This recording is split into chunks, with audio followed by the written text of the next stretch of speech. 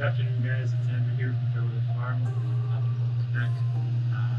Got started a little later here today. There was some events going on the farm this morning. There's a new piece of equipment here on the farm. I'm not ready to reveal exactly what that is yet, but stay tuned and we'll find out about that later. So yeah, I'm gonna get right to it. Get the domes all uncovered, obviously, because I was able to cover all the flats, and the mice weren't able to get to our seeds.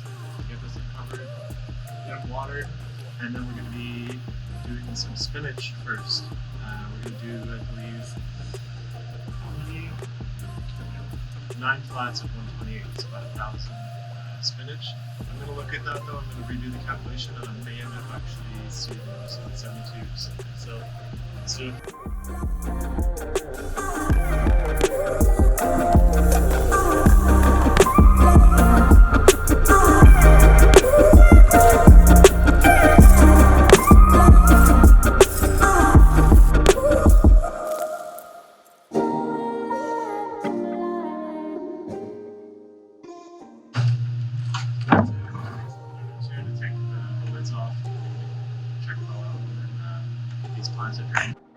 Yeah, so Bo's doing fine. Just giving a little rub on the throat there, make sure everything is passed okay.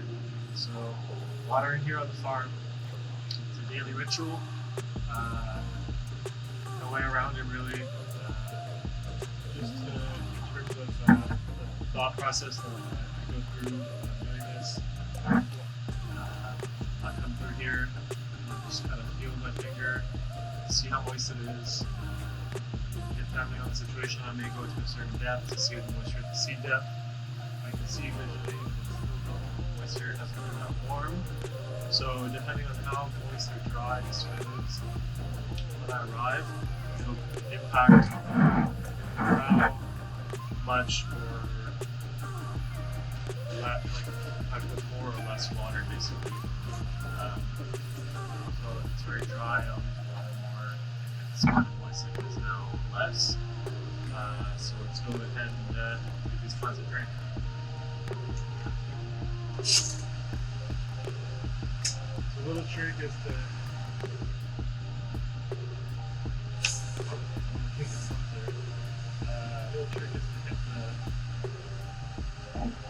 little metal lever, which keeps the trigger on.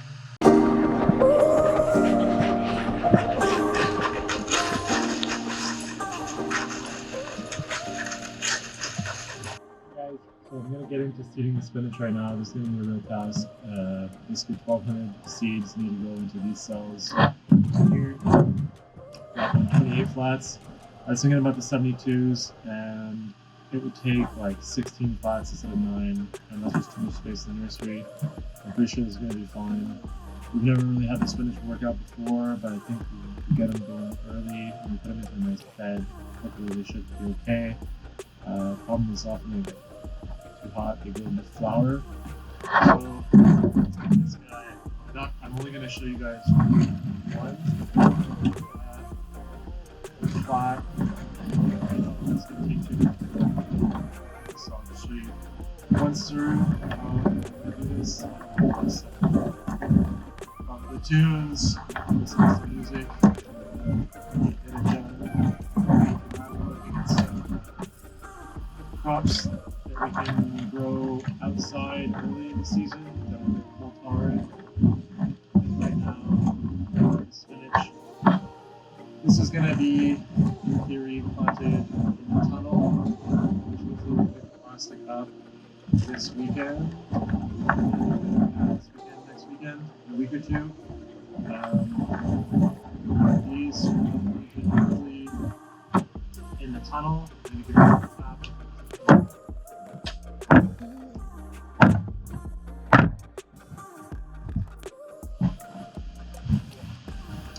Yeah, these will be planted early in the tunnel, harvested, and we're going to plant cucumbers, basil. Basil is maybe one of their things, but we're going to plant some heat crops, season crops in the tunnel after, and maybe the exact same spot. So we're going to just to maximize those tall spaces because they take a lot of energy to set up. Expensive. Not too bad since we build it ourselves. There you go. This one is filled with soil.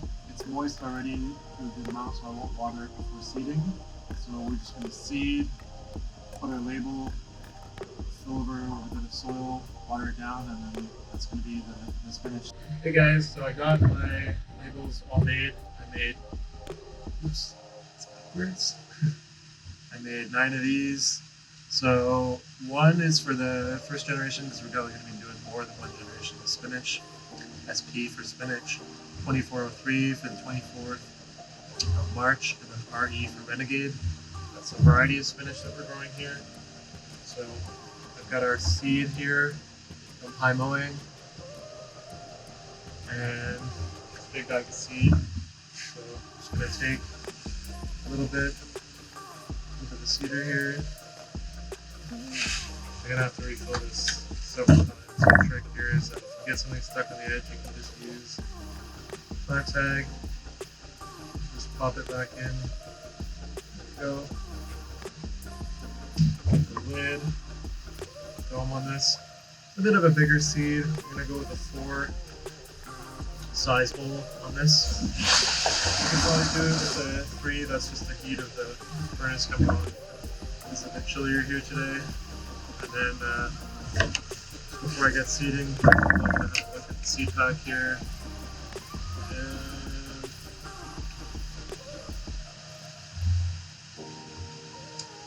I don't actually talk about depth. I'm going to imagine it's quarter inch to a half inch depth. Wow, they don't really give you a lot of information. I'll talk about temperature determination. It's 43 days to maturity. Quick growing crop. I do know of my own accord from what I've seen from the Captain. I visited there. Jean-Marc Fonty, he was saying the spinach is full down to minus 14 Celsius. Crops in Kale roughly it's like minus 6, minus 7. So cheers, let's get this going. Seeding 1200 spinach. So you're not going to film this whole 1200, like I said, I'm going to film just this one flat, get it done to completion, and then I'm going to do the rest in a bit of a chain fashion. So this will be 1 of 9, I'll have 8 more to do after.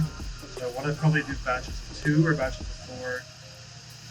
Because it's cool out and the soil is nice and moist, I think I can actually get away with doing 2 batches of 4, which will be faster than 4 batches of 2, just because every time I'm doing the same thing over right away, it's just a little bit faster.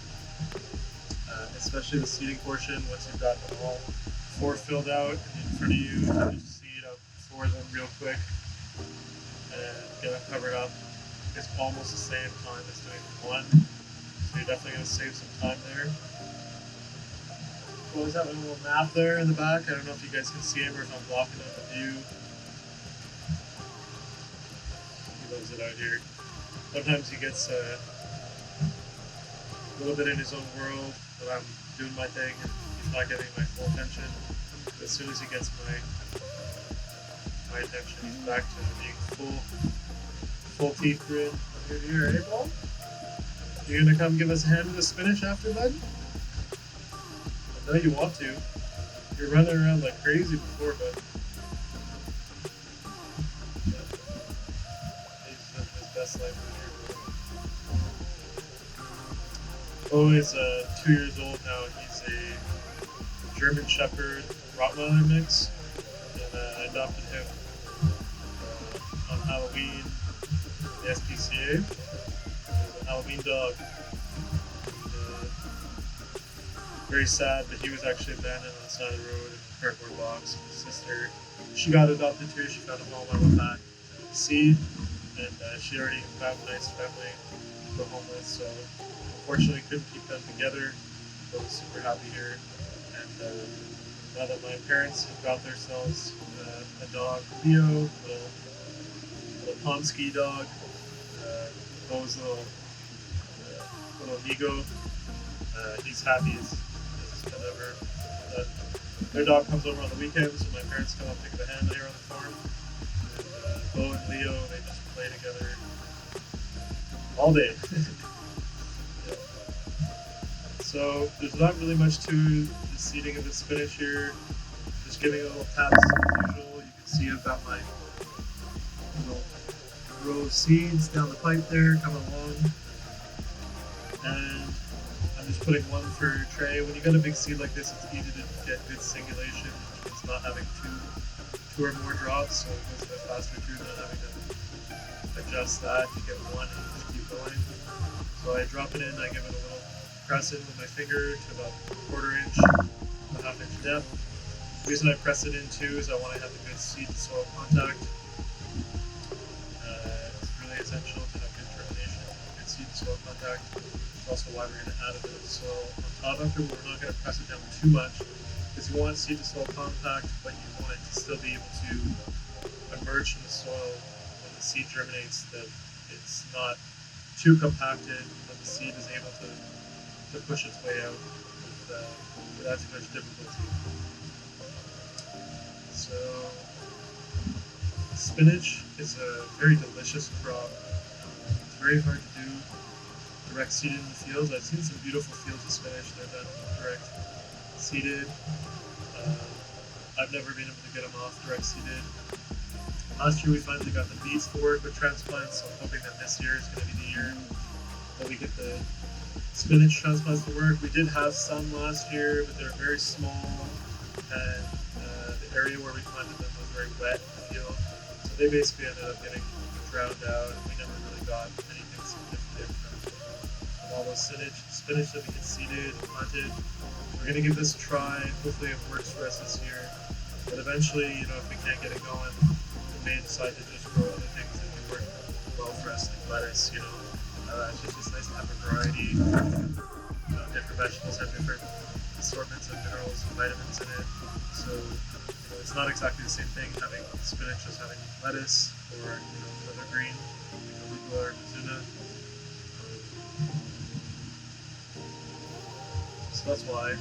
I also just really like spinach. For me personally, it's probably my favorite green in terms of pure tasting. Like the flavor, I prefer spinach. I like it a lot. It's great in a salad, sandwich. Even ground up a little bit in the smoothie, a little bit of spinach is quite nice. You get a little bit of iron in the spinach, which is good. It's hard to get in vegetables. Here we go. You can get in beans. We don't grow a lot of beans here on the farm, just green beans. But dry, conserved beans are a good source of iron and proteins, actually, vegetable sources. The broccoli, interesting enough, has per gram more protein than an actual steak does. It's a lot of protein.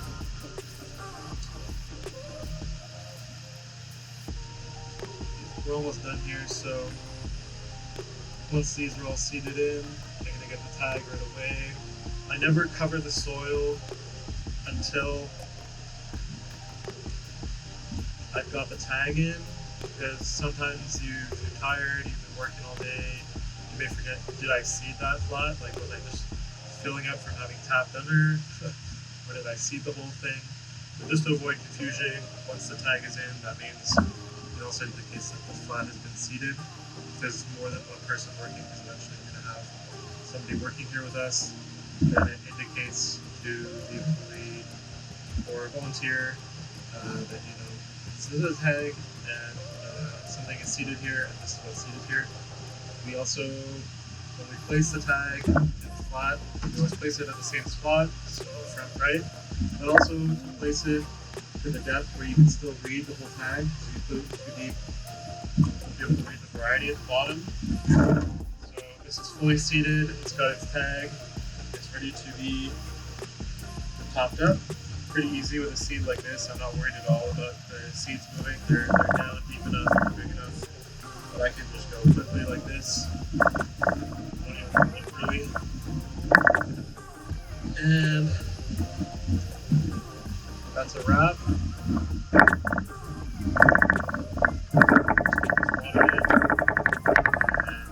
Rinse and repeat. We're going to need 9 times of this. Hey, what's up guys? It's Andrew from Throw the Farm here. I'm just getting ready to seed some kale, 2 different varieties. Filling up the trays. I got 28 cells and some plots. I'm aiming to do about 10 plots, 5 of each variety, doing macinato kale and some green curly kale. And check this out. Inside the seed plots, I found this, which hopefully you can see that. But that's a shedded snake skin. So there was a snake living here in the winter, presumably, or in the fall last year, hiding in the seed plots, and left this little present for me. Snakes I'm actually cool with. They're helpful and they're going to maybe hopefully eat the mice. I'm not sure if this is a big enough snake to eat a mouse. So that was just kind of messed up. So figured out shredded a few times, got our flat full of servings here. Filled it, tapped it down a few times, refilled it. It's good to go. We're going to start with our macinato kale, also known as dinosaur kale. This variety is called Black Magic. Performing some Black Magic here in the greenhouse. So, got our little seeder. Fill this up. I bought 1,000 pack seed, even though I don't need that much. We're probably going to use maybe 5. Yeah, we're going to use about half, maybe a little around half of the package. We'll see how it goes. The furnace just came on in the greenhouse. It's about 20. It's good to be in here working later in the day because it also helps to test to make sure the system is working. Well, this time of year I do long days because timing really matters. If you can get things off earlier, it's better. And if you can get yourself a little bit of a head start early in the season, that can help you out later on, avoid getting overwhelmed. So I got all the seeds out here, and the seeder, I just got this little road ready to go. I'll show you hopefully what kale seed looks like. It's a multicolor. It's quite small, so I'm going to go for 3 full on the seeder. It's all up to you. I usually use a bowl a little bit bigger than the seed size, so I do have flow down the spout here. There we go, we're ready to go. The seed mix is a little drier than I would like, so I'm just going to water this. So we got this watered down. I'm just going to put the daisy chain and ready to seed. I don't always water it down like that before seeding.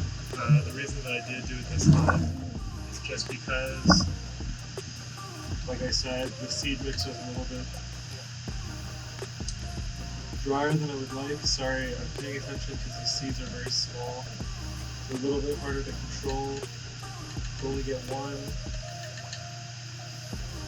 in the cell, and then when they drop, because they're like dark brown, they're difficult to see. It's not the end of the world if I put like 2 by accident. I don't want to be dropping like 3 or 4. That's going to be an issue. You're going to have to go back and thin it out. And that's just like wasted time later on. It's better to make sure that you have good seed singulation, which means basically just 1 seed per cell now in the seeding phase. Unless, you know, there are certain circumstances where you may decide to put 2 seeds per cell. Like something where you don't have good germination, or maybe you're using seed that's old, like it's not brand new seed, it's a year old, or more than a year old even. The general rule of thumb for using seed, from what I understand, and I mean it depends on which crop. Some crops the seed does not save well at all. Like for instance, onion seed is only good for the year that you buy it. The next year it's no good anymore. I've tried using 1-year-old onion seed, and I seeded thousands and thousands of seeds. Like I seeded 30,000 onions, 0% germination. Whereas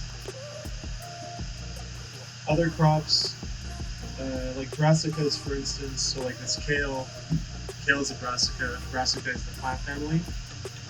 Any crop basically within the brassica family, generally the seeds are good for a couple years. So why did I buy a seed pack bigger than the amount I need for this year?